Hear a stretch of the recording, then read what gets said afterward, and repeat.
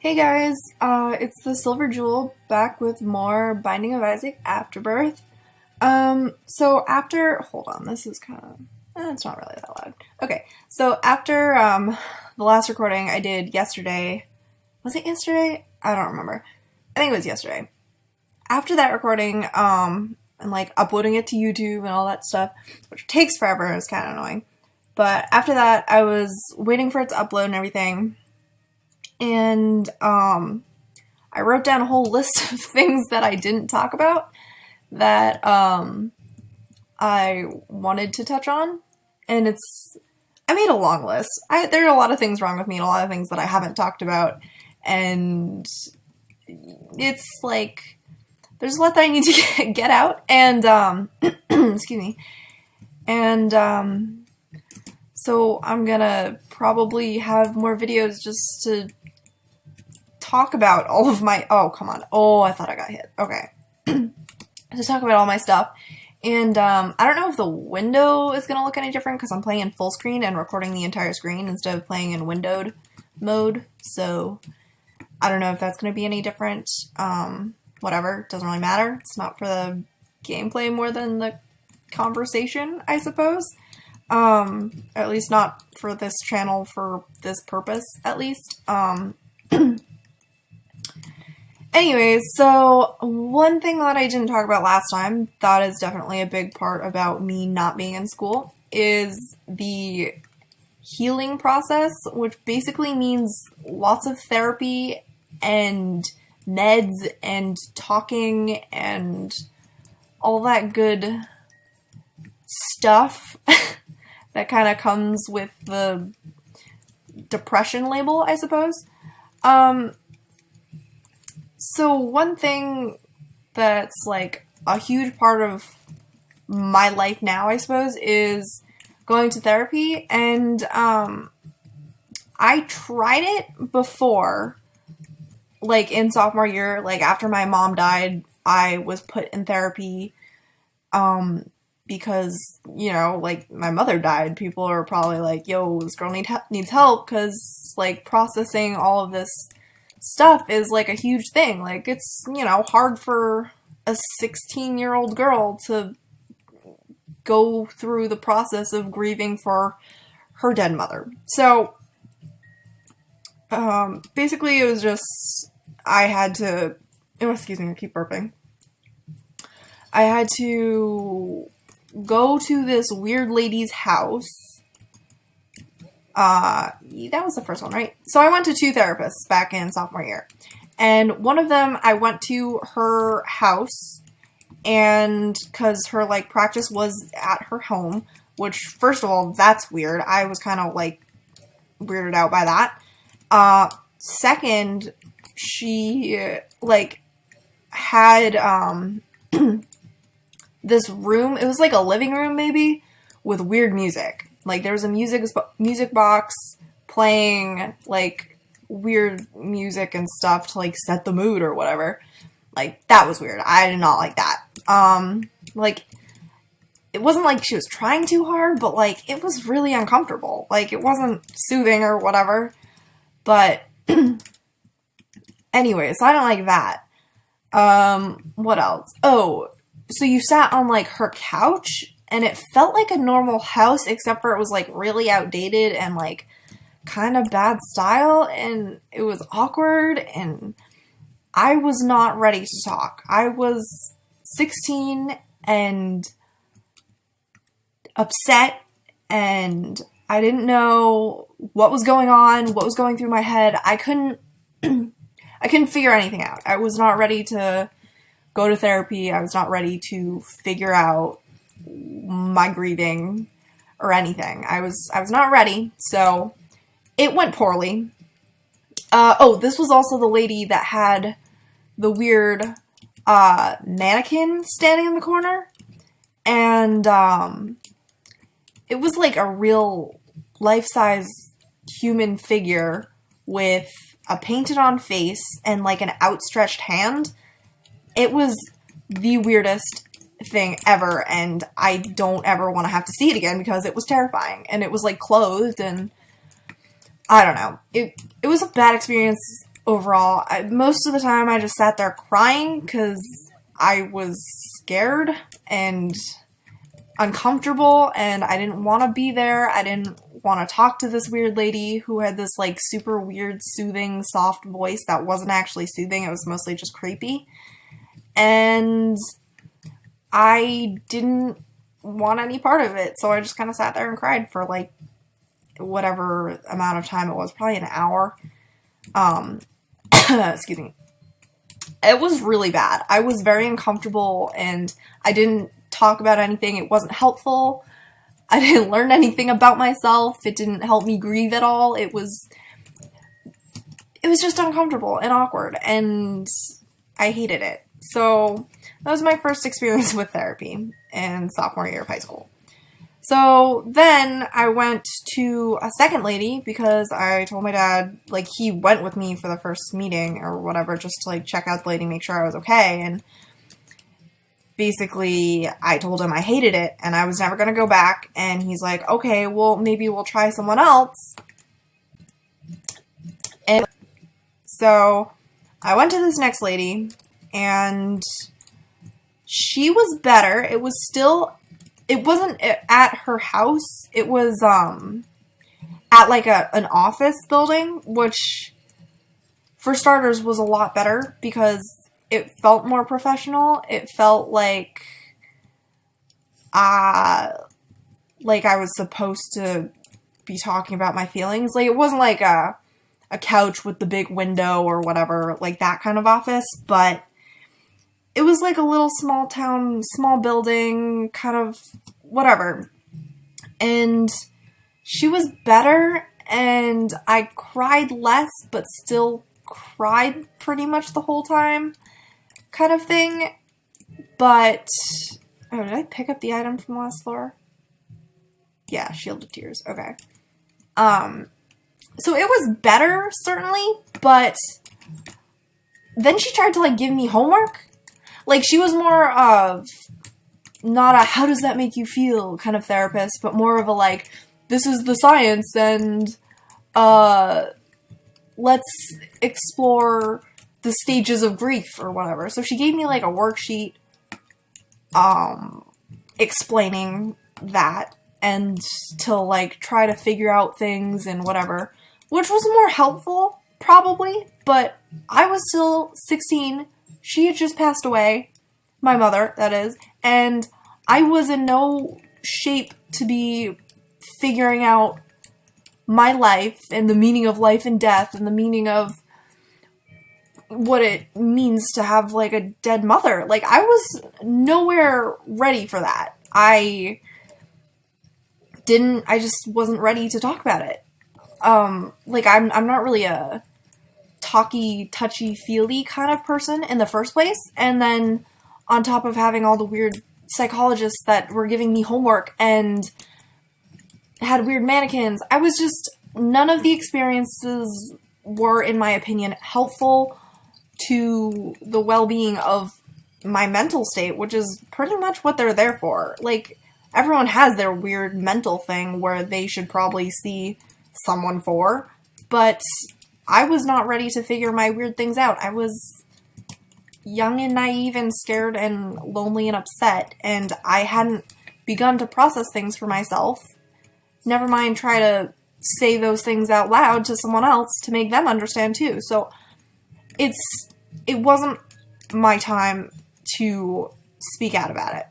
I don't know if I should have tried harder, if there was something else I could have done to make it work, or, you know, figure my stuff out sooner. I wish I had, because high school was really hard for me to get through. But it's in the past, and I'm going back to therapy now, and it's a lot better because in college, you have way more time than you know what to do with. And it's a lot different than high school. There's no structure. Everything, you're on your own for everything in college, whether that's a good thing or a bad thing. And I had way too much time to myself. I wasn't fitting in, so I didn't make friends. I couldn't find my people. I spent a lot of time just in my room by myself with time to think, and all of that just compounded into my breakdown. I sunk deeper. Hi. Alright, so my dad might have just walked in. That was kind of uncomfortable. I do not remember what I was talking about. I think I'll go back to this room first. Actually, I'm gonna go in the shop. I kind of want that item. I can't buy it. I don't have 15 cents. Anyways, so what was I talking about? I don't remember. Therapy.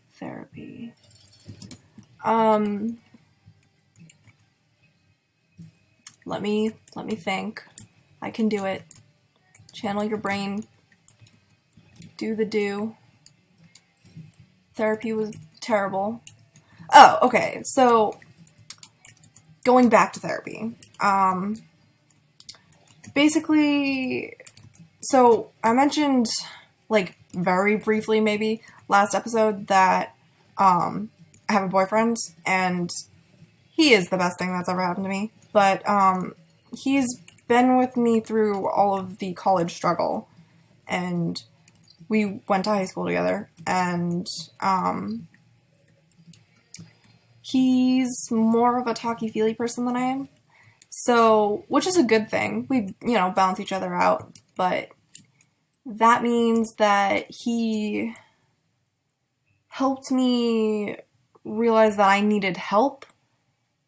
Which, I realized, but he pushed me to help myself more. Like, you don't realize how important your own mental health is until it affects someone else. And I didn't have friends at college, so I didn't realize how low I had sunk by myself. And he was talking to me, and he's like, you're kind of a different person now. Like, I know this isn't you. You're upset and need help dealing with it, and I think you need to see someone professional for this.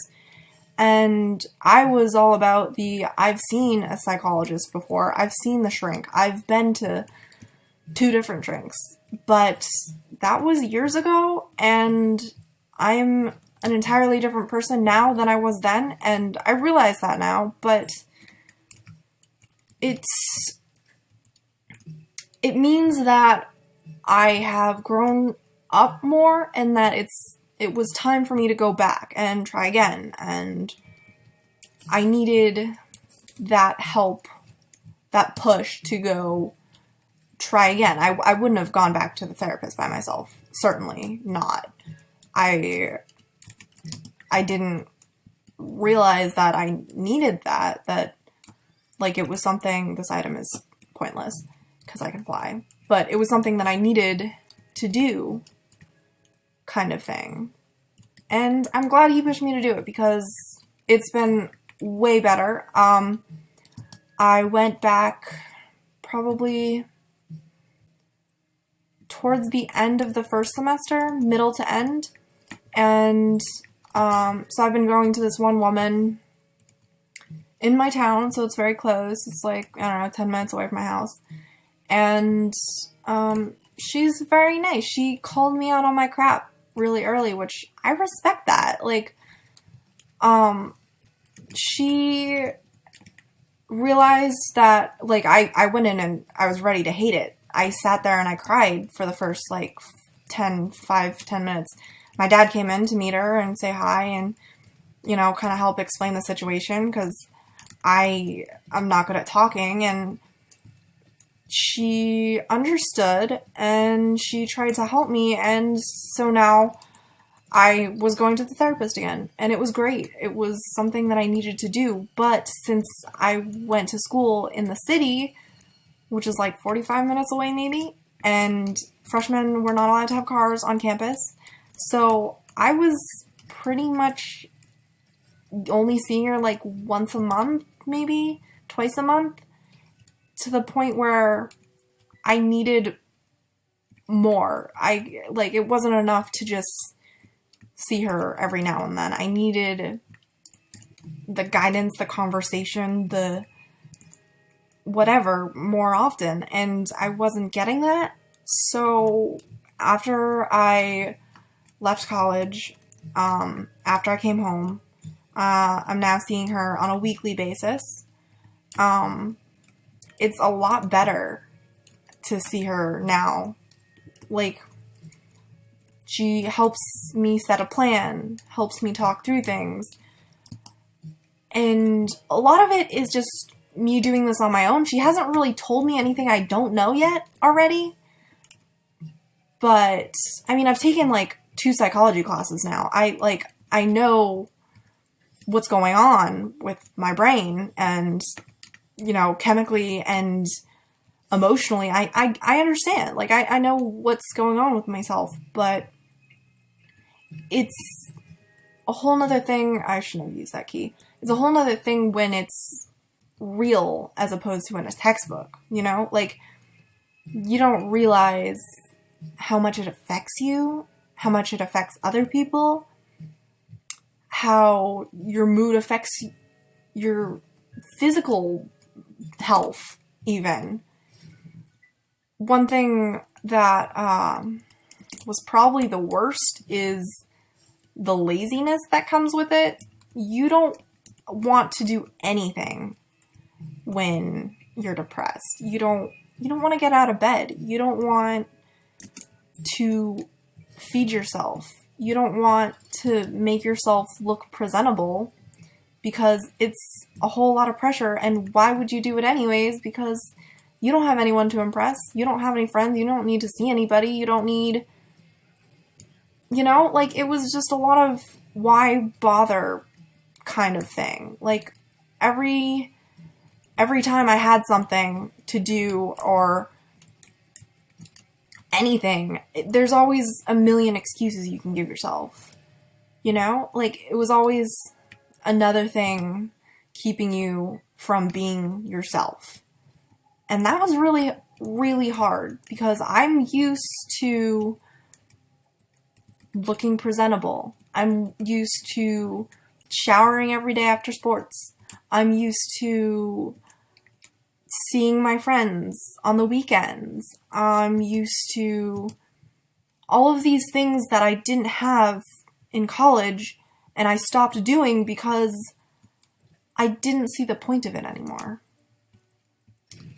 So that was really, really hard, and something I wasn't prepared for, and I didn't realize that was happening until after I got help. It's just not something that you realize is a factor. It's not something you can learn in a textbook where you're like, shit, your entire life turns upside down. Like, all those commercials you see, like, on TV, like, Cymbalta can help, kind of thing. And then it has, like, there's a million side effects, and, like, this could lead to depression, even though it's curing depression, kind of thing.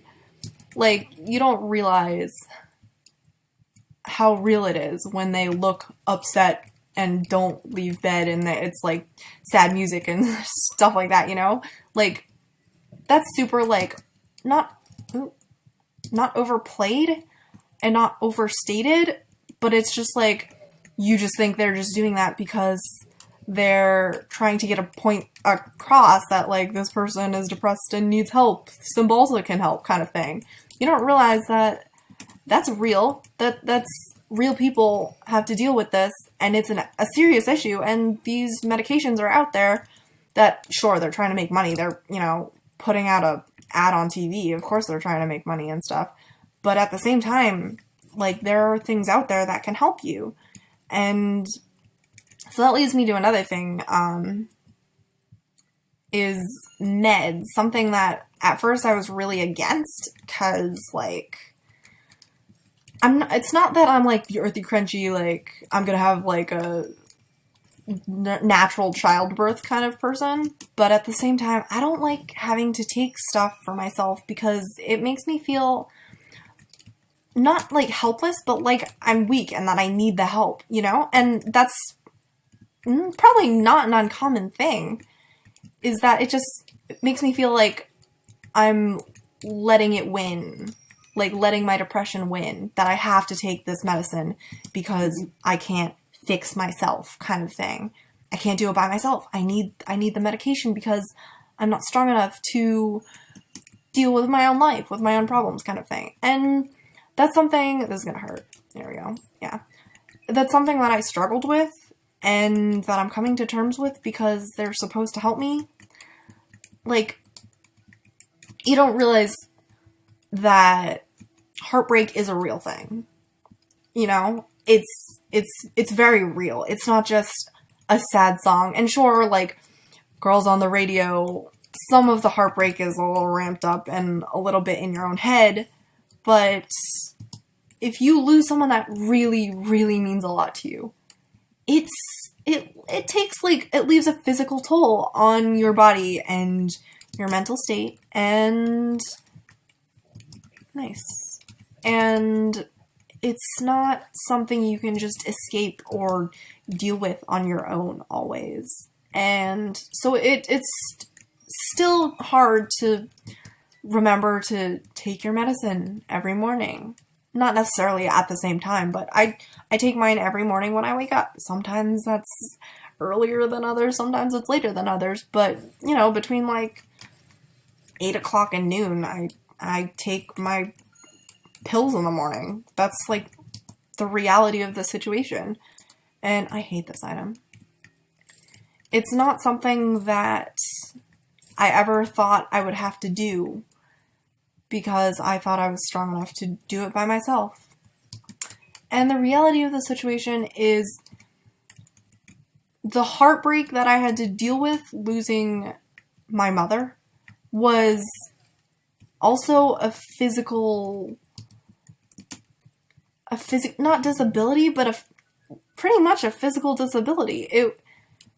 There was something inside biologically that was wrong with me because I had to deal with such grief and I wasn't dealing with it, that is, and it built up, and that kind of thing takes its toll on your body chemically and physically, and I needed help because, like, the symptoms of depression were really, really impacting me in a negative way, like health-wise. So it's something that I had to do, and it's something that I'm glad I did. And it's something that I encourage you as the viewer, if you ever feel like you need help with something like that, oh shit, seriously, that it's okay to ask for help, and it's okay to have to take medicine for your problems. I'm not saying you have to, and you might not have to, but I didn't think I did, and now that I am, things are a lot better because my brain's letting me have the, you know, the happy endorphins or whatever the hell I was lacking before, and now I have because it's encouraged by this medication that I'm taking. And it's a lot more important to keep yourself healthy than I realized. And it's, like, hard to do. It's really hard to do, to keep yourself in good shape. And is that Tinted Rock? Oh. Well, that's interesting. Okay, well, this is a black market or a crawl space. It's a crawl space. Holy Mantle is such a good item. Oh my god. Okay. Huh. Okay, that's the trinket that I'm carrying. It's shiny rock, and it makes like tinted rocks, which give you extra health, or sometimes like a chest, like it was up here. I didn't realize that it showed crawl spaces. That's interesting. Anyways, what was I talking about? Oh, yeah, the therapy thing and the meds. So yeah, I'm only taking, like 2 different types of medication right now. I started on one thing, I forget what it was called. I want to say, I don't know, I'm really bad at, like, remembering these names, but it was, I don't like that trinket. I don't know. It was a very low, like, the beginner dose of something, an antidepressant. I want to say it was an SSRI, for those of you sciencey people who know what that means.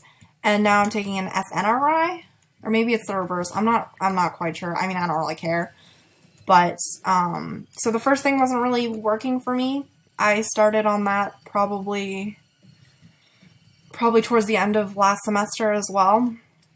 I ended up going on a higher dose, and that didn't really help, because that was what I was on when I ended up dropping out of school, and I'll get to that eventually too. That was, like, that's a whole story. But, so I was on that, and clearly it didn't work, because I still, dropped out of school. I was still having a hard time, but, it was better, but just not enough. So I switched to whatever I'm on now, and also got a sleeping pill, because even, like, as a child, I had a hard time falling asleep, but sleep is something that's so important for your body to recover mentally and physically, and not having that was, like, a huge, well, not like a reason for my depression, but it meant that my depression was never going to be getting better if I couldn't sleep. And towards the end of it, it was getting to the point where I would be up until 5 in the morning or 6 in the morning and going to sleep when the birds woke up, kind of thing. And that's not okay to do on a regular basis, especially if you're in college and by yourself and there's no one to tell you, hey, it's late, go to bed, like, you need to go to bed. There's no one watching you, and I couldn't do it. Like, oh, crap, I missed the item room. I didn't realize what floor we were on. Yeah, it was just so bad. But the sleeping pills are great, because for the first time in my life, I'm sleeping, like, falling asleep easily. Because, like, my thing was always, I couldn't fall asleep, and then sometimes I wouldn't stay asleep. But with that, it's a lot better. It's not good still, but it's a lot better. And I can't pick those up. And I needed it. I needed the help. So now I have the help, and it's great. A little bit about, like, my personal depression. One thing that seems to be the case is that depression affects everybody a little differently. But so what I experienced might not be what everyone experiences. So if you're, just keep that in mind if you're gonna, like, judge me or judge someone else based on this, or yourself even. My depression is not necessarily going to be the same as your depression or your friend's depression or your parents' depression or whatever. But what I was personally experiencing was a lack of interest in everything, lack of appetite. I lost a lot of weight, and I'm not exactly a food lover, but my boyfriend is, and he makes me try things. So when I was little, I was a super picky eater, and I didn't really like trying foods. Like, textures freak me out, and things like octopus or calamari, things that are, like, they look creepy, would just, like, freak me out. I wouldn't even try it. Like, I will not put calamari in my mouth, even to this day, just because, like, I had a bad experience. Let's not go into that. Like, I'll tell you about that one later, because that was, like, really bad. But, so, because of my boyfriend, I've kind of been, like, a foodie for the past, like, year and a half or whatever. Like, we've been dating for probably almost a year and a half now. Not even. I don't know. I don't remember. That's not the point. Anyways, so I was a huge food lover. Like, this summer, I ate a lot of food. Like, food is great. I love food. But I lost my appetite. I wasn't eating. I wasn't drinking. It was like, it's not that I got to the point where I was, like, actually dehydrated and, like, needed to be medically, like, fed fluid kind of thing through an IV. Like, it wasn't that bad, but it was to the point where, like, sometimes I just have, like, random headaches, and it's because I was dehydrated or because I was hungry, and my body didn't realize that.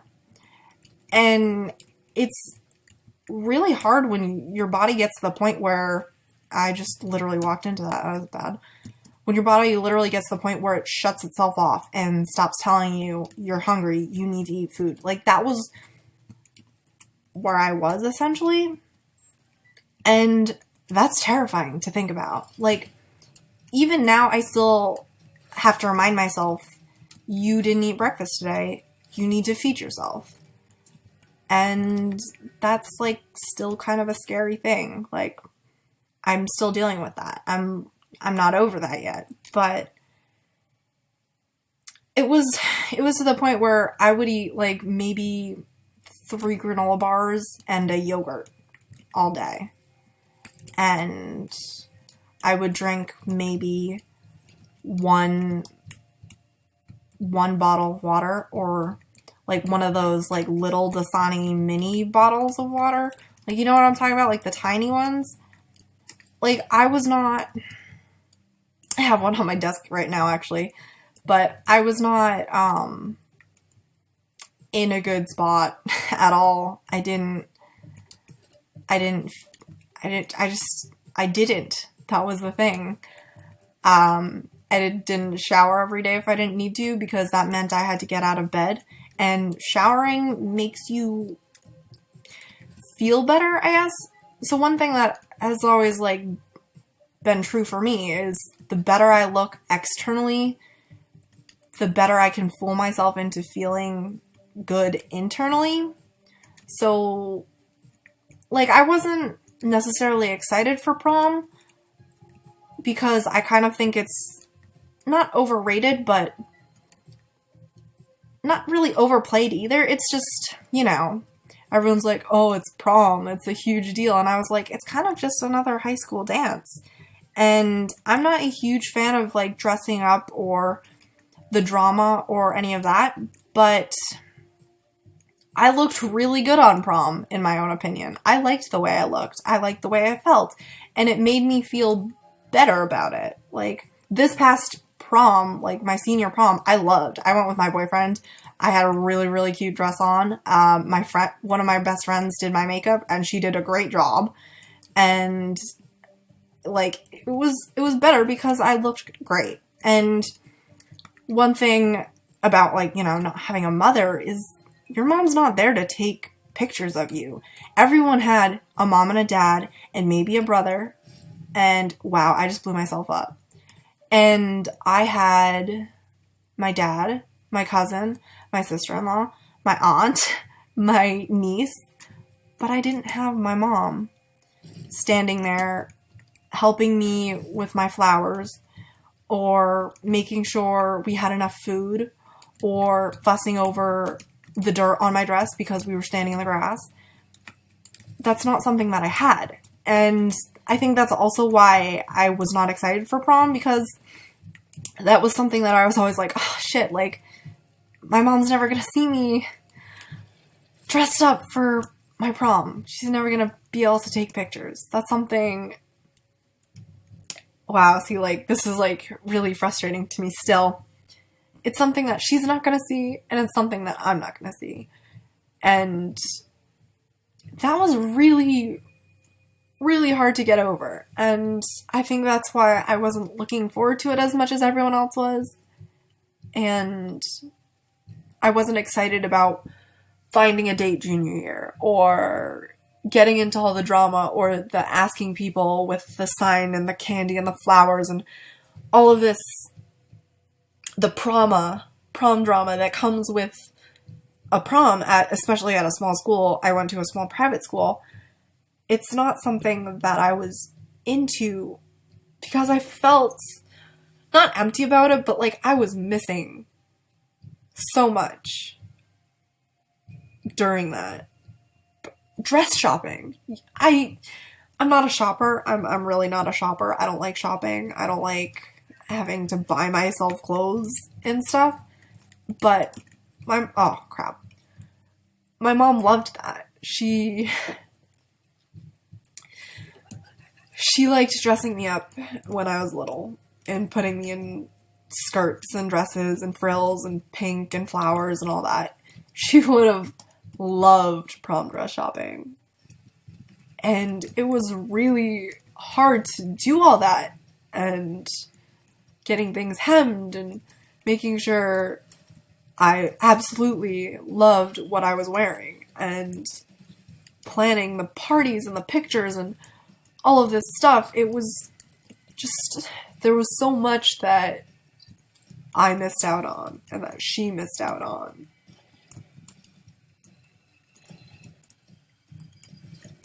It's just something that you don't realize how much she's there for.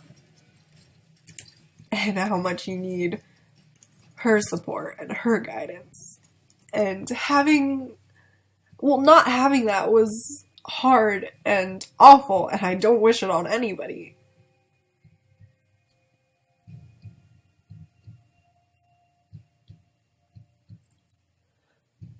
And it's unfair, and no one should have to deal with it. But I did, and I got through it, and we took awesome pictures, and I had a great time at prom. Even junior year, I went with my neighbor, who was actually, like, my crush for forever. He already had a girlfriend at that point, but I had asked him, kind of as a joke, and on a whim, I called him in the middle of the library. And we went to different schools. He went to, our public school for the town. And I went to private school.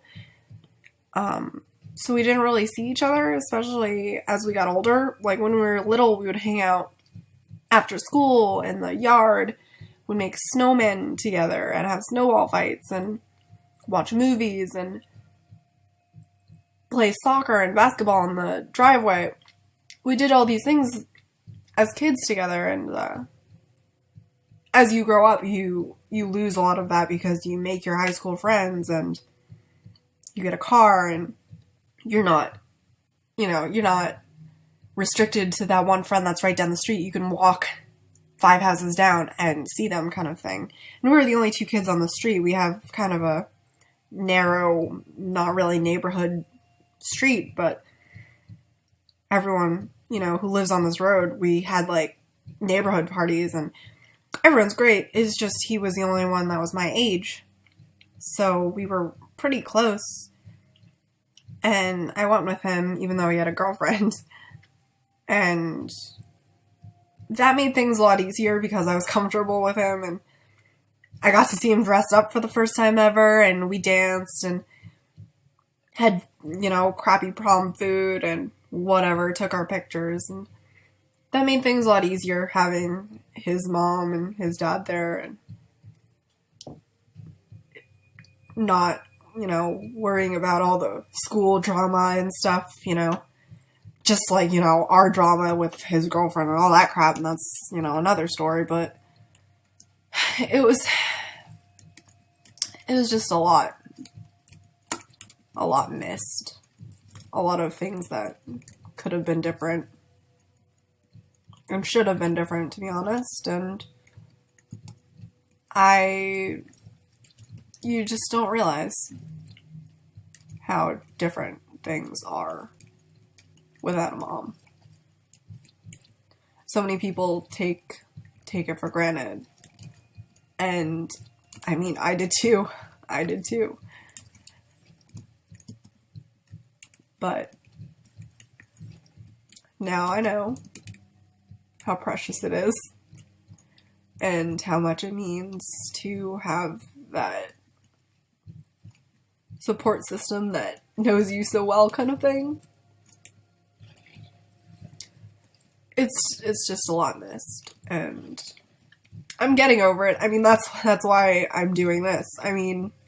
I wrote in a journal for a while, and, I still do. I haven't really updated it recently, to be honest, because I got lazy and I forget and whatever. I haven't written it since I moved out of college, at least, which I probably should have. That's like kind of a huge deal that, you know, I want to write down. I want to remember that. And I want future generations to know what I'm going through. That's why I'm writing it. The reason I started journaling was because after my mom died, I went through her stuff a little bit because I'm nosy and I wanted to know if she had anything for me, or, you know, I wanted a piece of her to keep. And I found a journal of hers, and I realized how much about her that, oh, jeez. I realized how much about her that I don't know. Like her as a kid, her growing up with my dad, with my older brothers, of which I have several. I didn't realize how much I would never know because, you know, she's not here. I can't ask her.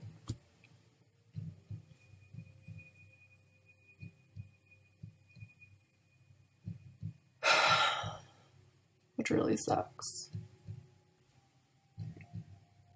So anyways, I realized, you know, what happens if something happens to me, whether it's cancer or whether I get hit on the road by a drunk driver. Anything could happen. Like, freaking humans are so fragile. And